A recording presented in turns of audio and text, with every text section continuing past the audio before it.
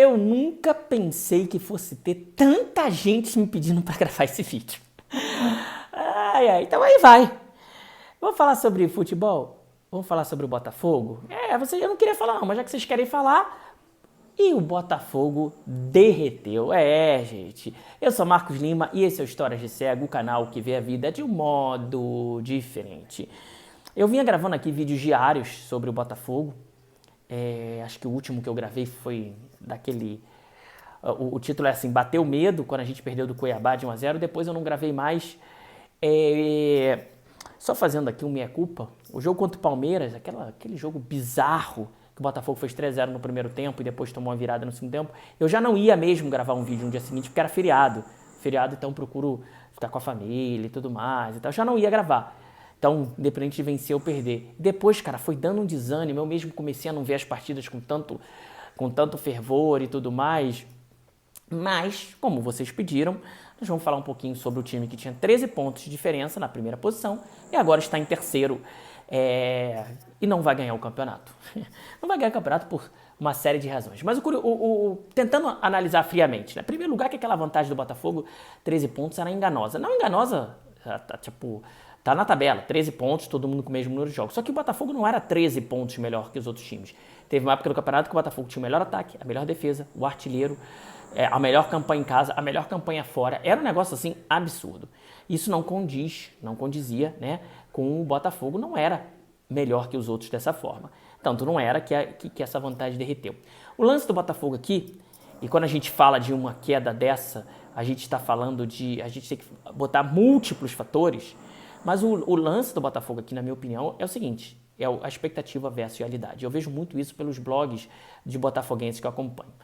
Quando o Botafogo fez uma campanha no Campeonato Estadual no início do ano, que não se classificou nem para semifinais, e no Rio classificar para semifinais é obrigatório, porque são 4 times de grande investimento, se você ficar fora tem alguma coisa errada, o Botafogo ficou em 5º lugar, você entrava nos blogs e falava com os torcedores, todo mundo falava, com esse time o Botafogo vai brigar para não cair. Com esse time o Botafogo vai brigar para não cair. E isso era unânime na torcida. O Botafogo começou, ganhou os 5 primeiros jogos, perdeu o 6º, depois ganhou o 7º, 8º, perdeu o 9º, depois teve outras vitórias. E o Botafogo chegou à 12ª rodada com 10 vitórias e 2 derrotas. E esse mesmo time que ia cair. A torcida estava animada, mas estava desconfiada e havia muitas críticas ao então treinador Luiz Castro. É impressionante como havia crítica ao Luiz Castro. Parecia que o Botafogo estava realmente lutando contra o rebaixamento. Os mesmos torcedores que estavam reclamando, estavam projetando que o Botafogo ia lutar contra o rebaixamento, eram os que estavam reclamando do Luiz Castro com um time com uma campanha perfeita.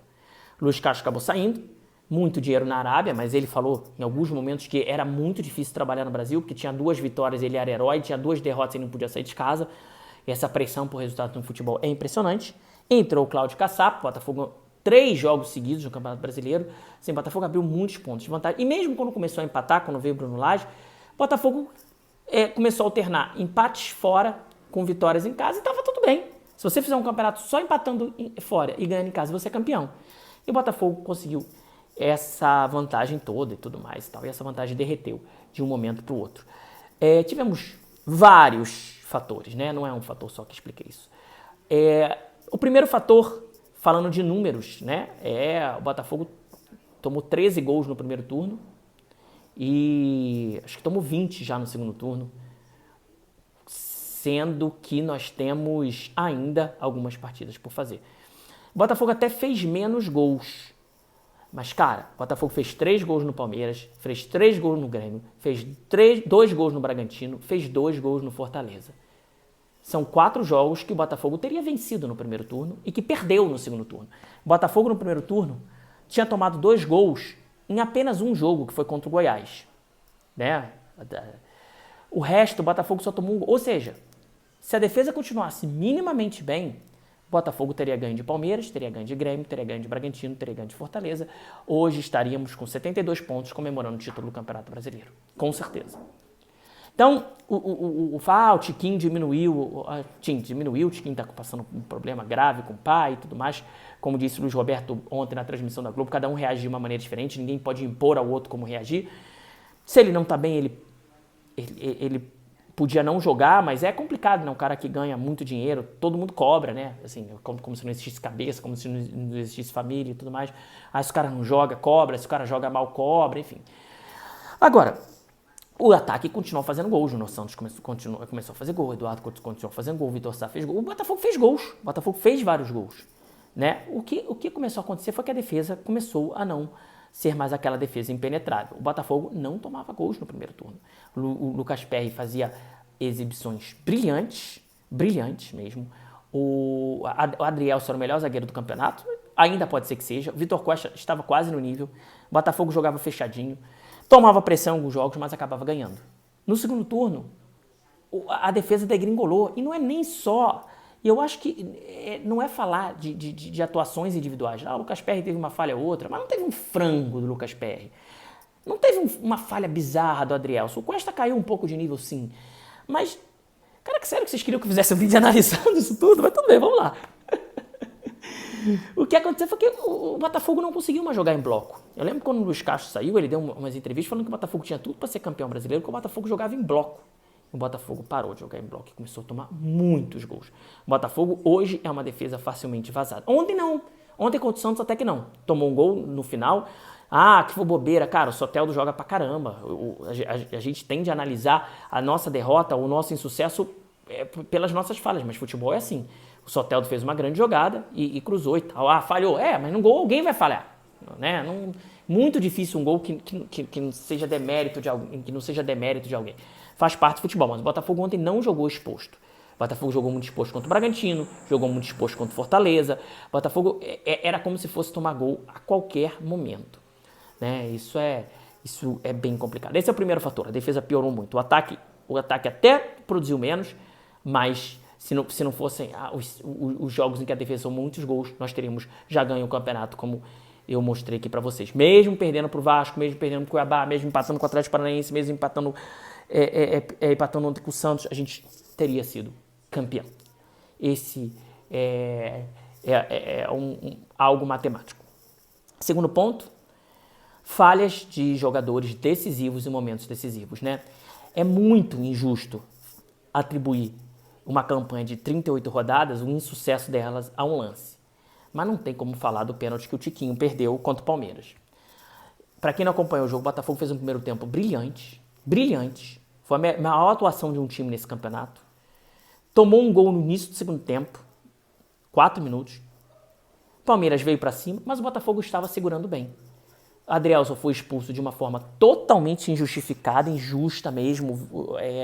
Aqueles lances que você... Outro dia eu estava vendo um vídeo do Casemiro e do Pedro Certeza, você falando de outro lance, que a gente não quer acreditar que o futebol seja roubado, porque senão a gente fica maluco, né? A gente fica doido, a gente não quer acreditar nisso.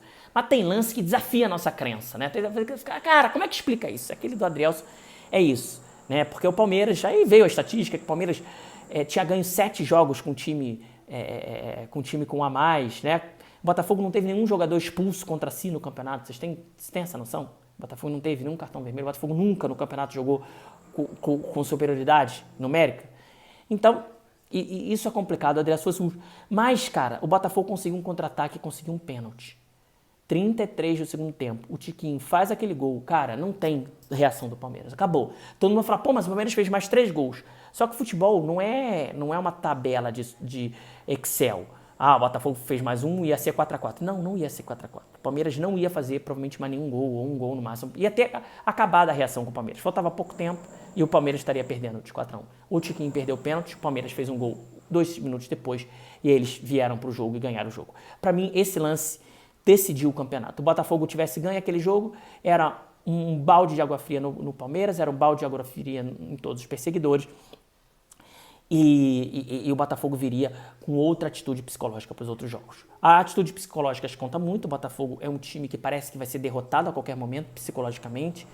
É bem curioso esse fator, né? Tá em campo, mas parece que nunca está seguro da vitória. Os jogadores... Eu não sei o que acontece, eu não vou analisar psicologicamente muito a fundo, mas parece que o Botafogo este time está talhado para a derrota. Parece que é como se eles não acreditassem que a coisa podia ser melhor e ia ser melhor. Parece que não. Cara, a torcida do Botafogo é um caso complicado, porque no início do campeonato o Botafogo ia ser candidato ao rebaixamento. O Botafogo começou a ganhar, a torcida se empolgando, mas sempre com freio, porque a gente é assim. Muitas críticas ao Luiz Castro, mesmo o cara botando esse time mediano na primeira posição do campeonato. E, cara, depois que o Botafogo começou a perder, a torcida apoiou pra caramba. Mas esses últimos protestos das últimas rodadas, cara, só mostra que o Botafogo não vai ser campeão. Não é que a torcida tenha causado isso, né? A torcida está reagindo ao que está acontecendo. Mas, cara, que clima que a gente tem? A torcida ontem vai pro Engenhão, né? Com as faixas de cabeça para baixo, xinga jogador na rede social, pede saída de jogador. Cara, se o Botafogo ganhar os próximos 3 jogos e for campeão, não acho que vai acontecer. Mas se for, como é que você vai comemorar com o Eduardo, com o de plástico, que você acabou de pedir a cabeça? Sabe, pede o clima, sabe? Sabe quando... Pô, você vai pra uma festa e briga com seu parceiro antes da festa? Pô, com que clima você chega na festa? É uma desgraça, né? É uma merda, falando em bom português. Então, acho que a torcida e o Botafogo se divorciaram. Cobranças muito exageradas ao John Textor, ao Mazuco. Cara, os caras fizeram esse elenco com o Botafogo que vocês falavam que ia cair, que ia lutar pra não cair. O Botafogo tá em terceiro lugar. Mas aí eu volto ao início do vídeo. O problema é a expectativa versus realidade. Se o Botafogo no primeiro turno tivesse feito 33 pontos, vamos dizer que 9 vitórias, 6 empates, 4 derrotas. 33 pontos, tranquilo. Segundo turno, o Botafogo estivesse agora com 29 pontos. 8 vitórias, 5 empates.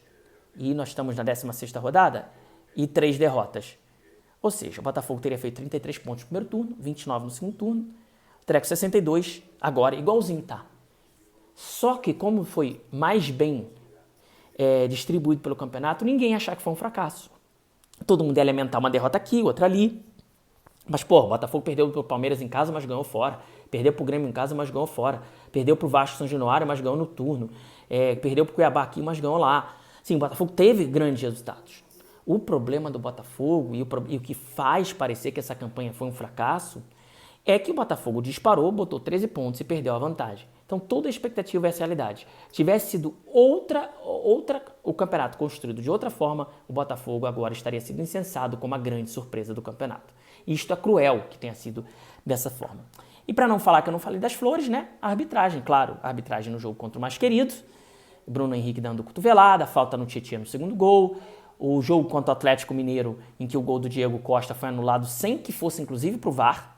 Né? Um gol no limite ali. Acredito que estava em posição legal, mas o juiz em campo anulou e não foi pro VAR. O jogo contra o Cuiabá, que no último lance do primeiro tempo nós tivemos um gol do Vitor Cuesta anulado, em que a bola bate no braço do Vitor Cuesta, mas como é o jogador que faz o gol, independente a regra diz que independente se foi proposital ou não, o gol tem que ser anulado, então foi bem anulado. Só que no início do segundo tempo nós tivemos a mesma coisa acontecendo com o Cuiabá e o gol foi validado.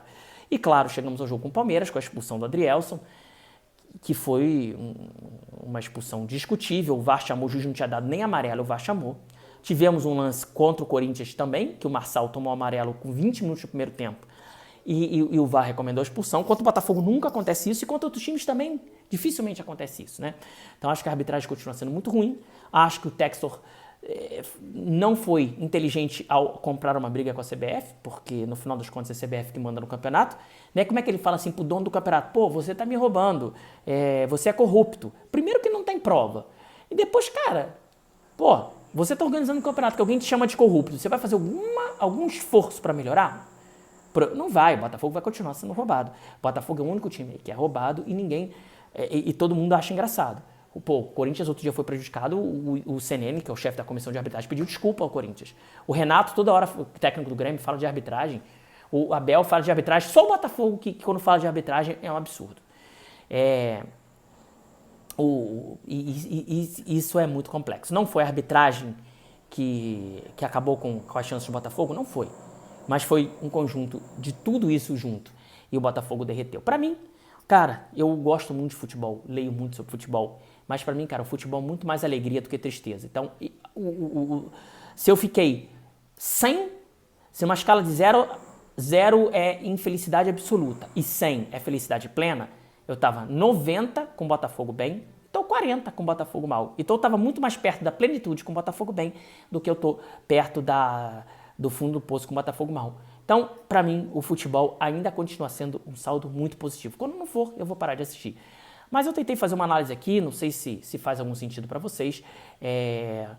Vocês pediram muito para falar sobre o Botafogo, eu até me arrependo de não ter falado antes, talvez teria dado audiência aqui ao canal, sei lá, podia ter dado minhas impressões, agora já é tarde, o Botafogo já perdeu esse campeonato, agora fica aí no campeonato de sempre, entre o Palmeiras e o Flamengo. É ruim pro campeonato, porque sempre são os mesmos a competirem, mas o que se pode fazer? O Botafogo entregou esse resultado por todos esses motivos que eu disse assim. Você concorda? Você discorda desse seu comentário? Análise como essa, você nunca viu, e título perdido como esse, você nunca viu, e eu também não. Tchau, tchau.